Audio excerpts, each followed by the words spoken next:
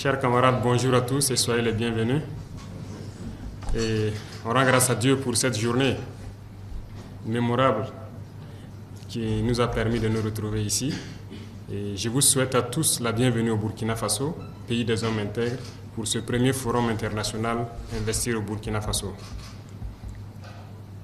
Je remercie tous ceux qui ont pris la peine de se déplacer, de venir au Burkina Faso, malgré tout ce qui a pu être dit sur le Burkina, notamment ces presses occidentales qui passent le temps à faire comprendre que le Burkina Faso est un pays invivable, impraticable. Et malgré cela, vous avez décidé de venir participer à ce forum. Moi, je tenais à vous dire particulièrement merci, merci du fond du cœur. Merci à tous. Je pense que ce forum est une opportunité immense pour d'abord se comprendre. Pour moi, ce premier forum n'est pas forcément dans la profondeur des relations d'entreprise et autres, mais surtout pour comprendre le Burkina Faso. Alors, tout de suite, j'ai parlé donc de l'aperçu du Burkina par rapport à certains médias, certaines nations. Mais le plus important, c'est de comprendre la révolution du Burkina Faso. Et je pense que nous sommes le seul pays en Afrique qui ait déclaré la révolution. Et c'est difficile, peut-être pour un investisseur, de comprendre ce que c'est que la révolution et comment investir en temps de révolution. Et je puis vous assurer qu'en Afrique, c'est peut-être la seule opportunité offerte pour investir de manière sûre. Et il faut que tous ceux qui viennent pour investir le comprennent. Pendant plusieurs années, beaucoup d'investisseurs sont venus au Burkina Faso, dans cette démocratie qu'on connaît, mais beaucoup, venus d'ailleurs, ont été trahis, ont été déçus. Certains ont été escroqués, certains ont été arnaqués. Ils ont été heurtés dans les ministères à beaucoup de refus d'agrément. Ils ont été heurtés à la corruption, à beaucoup de faits qui les ont empêchés de s'implanter au Burkina Faso. Certains sont témoins, nous le disons parce que beaucoup d'investisseurs sont revenus vers nous et nous ont expliqué un peu toutes leurs mésaventures au Burkina Faso dans ces temps de démocratie.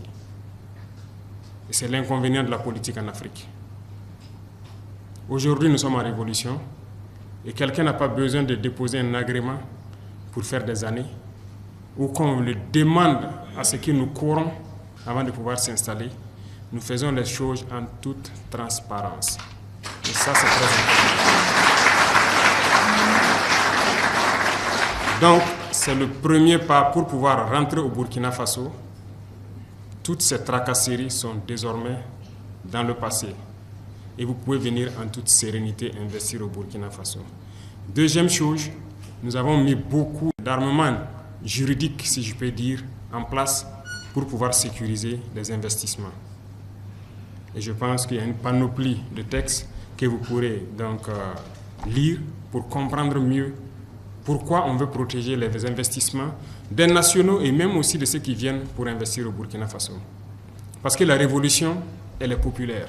Et qui dit populaire, nous avons une population très jeune. Et ça serait du dilatoire que de chanter sur le toit que nous nous battons pour l'emploi des jeunes sans penser à l'industrie, à la transformation. Donc, l'investissement. Et nous pensons que pour que les jeunes aient de l'emploi, il faut qu'on ait de l'industrie, il faut qu'on ait de la transformation sur place. Et donc, qui mieux que les investisseurs pour pouvoir donc accompagner, à pouvoir donc donner de l'emploi à la jeunesse. Et donc, c'est aussi une des missions de notre révolution. Et Dieu merci, le Burkina Faso est un pays très résilient, très jeune et très travailleur.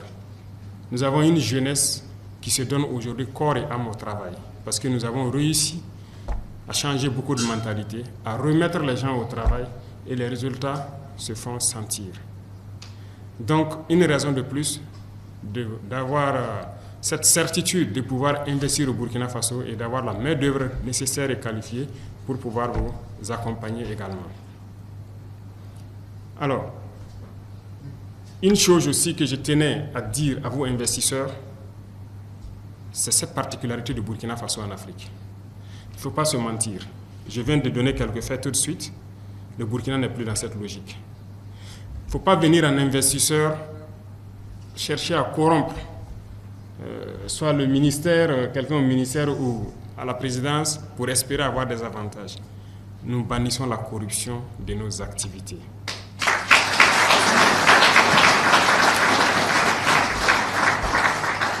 Il ne faut pas venir en investisseur et croire que le Burkina Faso est comme tous les autres pays en Afrique aussi. C'est malheureusement le cas, ça continue. Les gens plaident l'investissement, mais à cause de la corruption, ça devient de l'esclavage. Nous ne sommes pas dans un modèle d'investissement en exposant notre jeunesse à l'esclavage, à l'exploitation.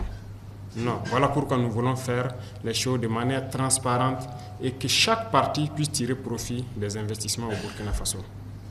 Le Burkina Faso est un pays très riche. J'ai parlé tout de suite de notre ressource humaine. Nous avons un sous-sol immensement riche de divers types de matériaux. Voilà. Nous avons donc un sol riche pour l'agriculture et le gouvernement met beaucoup d'énergie et d'argent pour pouvoir accompagner nos producteurs. Et nous avons donc beaucoup d'autres atouts d'intégrité, de valeur qui peuvent être exploités dans le domaine de l'investissement. Alors, je vous invite tous à faire donc ce spectre de possibilités, à épulcher cela et comprendre qu'il y a beaucoup d'opportunités au Burkina Faso. Et nous sommes là pour accompagner de manière durable, dans le respect mutuel, les investissements au Burkina Faso. Nous voulons transformer nos matières premières sur place. Donc nous avons besoin d'industrie. Et quand on parle de matières premières, ce sont les matières du sous-sol. Nous voulons que le calcaire que nous avons soit transformé en clinker au Burkina Faso et transformé en ciment. Nous voulons que notre phosphate soit transformé sur place en engrais.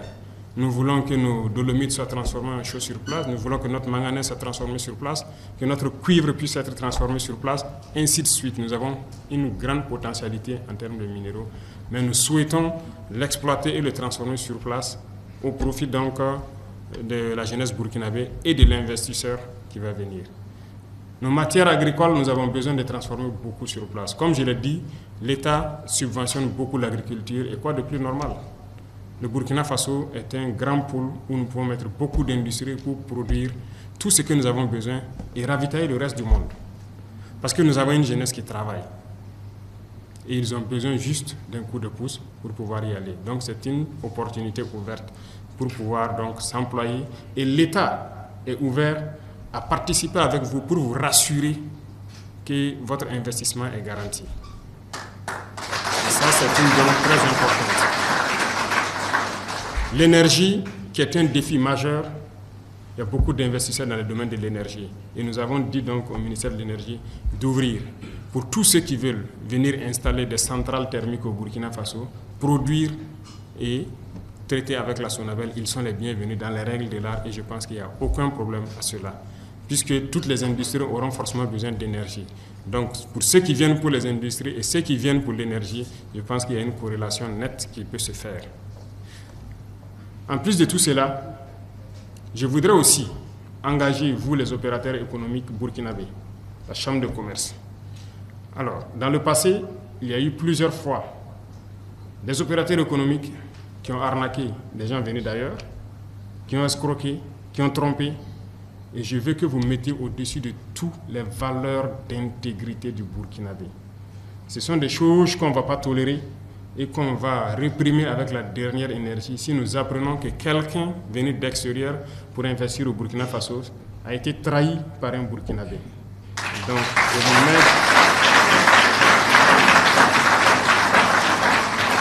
je prends tout le monde à témoin ici pour que tout puisse se faire dans les règles de l'art. Donc, sur le volet sécuritaire et infrastructure de transport, le Burkina Faso est en train de jouer sa partition. Nous nous battons sur le terrain pour récupérer l'entièreté de notre sol, pour pouvoir sécuriser tous les investissements, mais aussi nous nous battons pour construire beaucoup de routes pour vous permettre de pouvoir circuler avec les marchandises et tout ce qui va avec de façon libre et sécurisée.